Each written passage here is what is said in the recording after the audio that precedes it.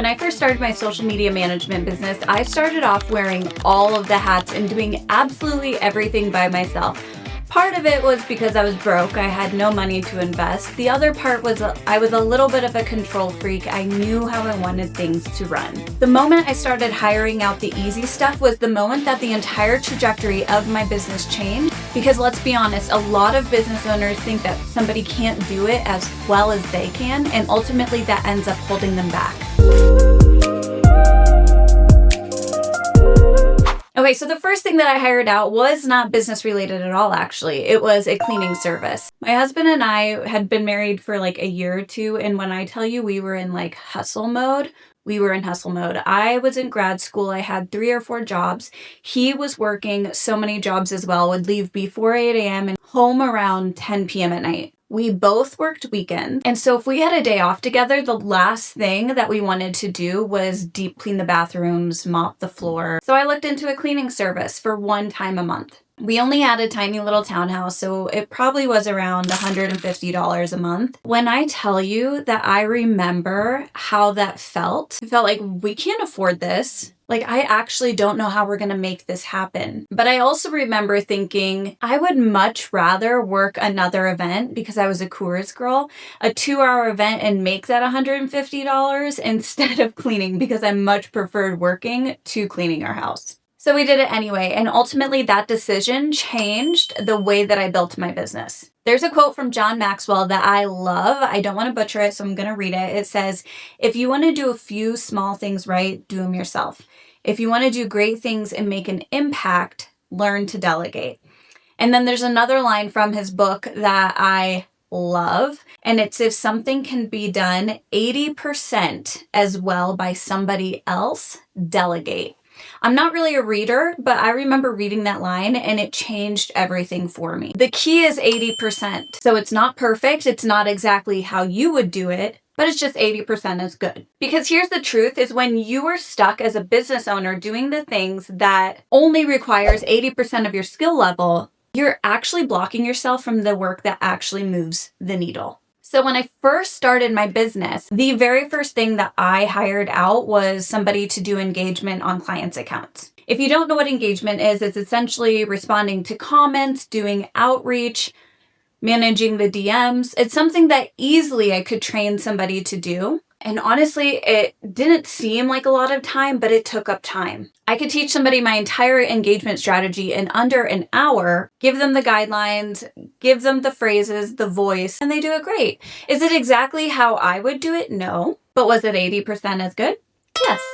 And that freed up a lot of time for me. On a lot of our accounts, what engagement looks like is 20 minutes a day, 3 days a week, which in your mind doesn't seem like a lot, but when you have 3, 4, 5 accounts, that starts to add up.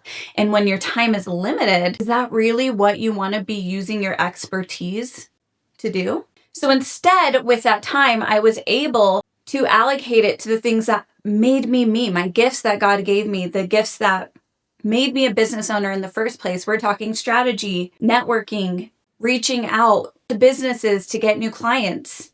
And here's what hiring out has taught me. Number 1, your time has a dollar value. If I'm spending an hour doing somebody else's engagement, when I could spend that hour closing a $5,000 a month deal, I just cost myself $5,000. And that's not being scrappy, that's just bad math. Number 2, delegation structures you as a better business owner. When you start hiring, I learned this really quick. You're really forced to document your processes. You're forced to get clear on what you actually do in your business. And what this taught me was how to refine things and make things better. It ultimately makes all of your systems tighter. And learn from me, do it the right way the first time. So if you're training somebody, don't train them in real time. Do a video. So if that person is no longer working with you and somebody else comes in, you have the video already instead of you having to retrain them. Number 3, you can't scale what you can't release. If you're the bottleneck in every single part of your business, you've capped your growth at your own capacity. And let's be honest, you're already maxed out. And here's the truth bomb. The things that you think that you have to do by yourself, you don't. You're just scared of losing control. But control isn't the goal. Impact is. And you can't have both. When I hired out that first role, something shifted within me.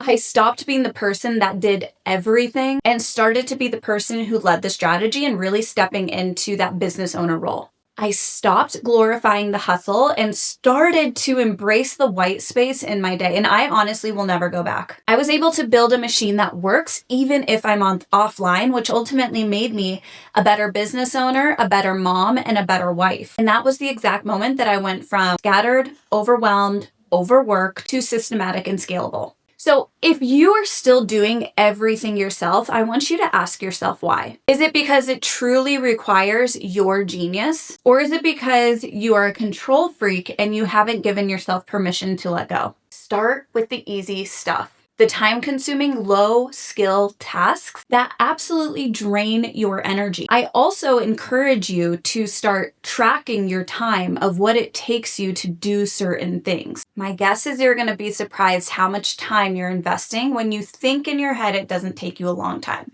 I'm a social media manager and strategist, so I talk to a lot of people about their social media. They'll be like, oh, it's easy for me. I create reels, and I'll be like, I want you to time it. And they will realize that it's taking them an hour and a half to just put a reel together. And that has nothing to do with thinking of the ideas, creating the captions, doing the engagement. It takes up so much more time than you think it does. So if it can get 80% done by somebody else, use that time to build your business and things that are going to actually make it grow. That's how you scale, and that's how you stop being the bottleneck in your own business. And if you were watching this and you were thinking, I freaking hate doing my social media, it takes up so much time, please comment below the word systems and I will reach out and we will talk. Love you guys.